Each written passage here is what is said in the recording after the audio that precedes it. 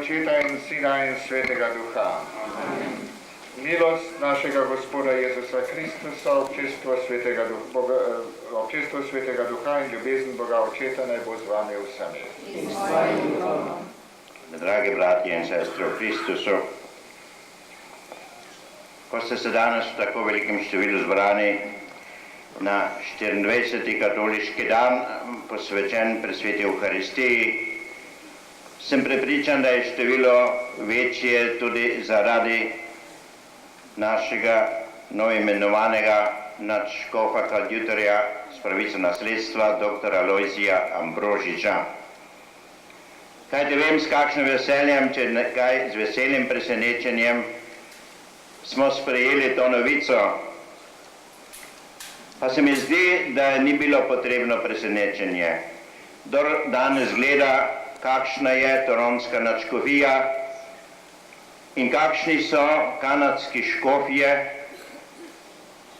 mislim, da Sveti Oče ni imel boljše izbire, kot da je imenoval na to mesto za nadškofa dr. Alojzija Ambrožiča. On govori veliko jezikov, medtem ko kanadski škofje le največ po 2. Potem vemo, da je vse skozi bil močan v teologiji, ne samo, da je študiral v Rimu in v Nemčiji, potem je več let profesor, tudi pozneje kot škof je še vedno dobil čas, da je zasledoval vse tokove v sodobni teologiji.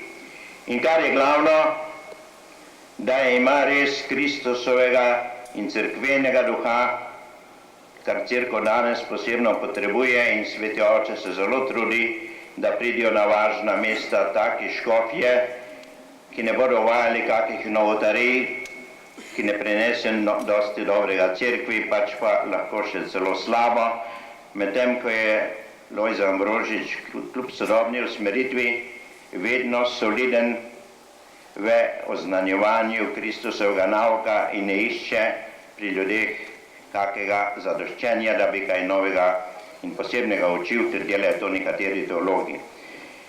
Torej, presrčnega pozdravljam v naši sredi in sem omenil vas vseh zelo hvaležen, da se je odzval, da bo vodil to liturgično slovesnost sedaj pri kapelici Marije Pomagaj.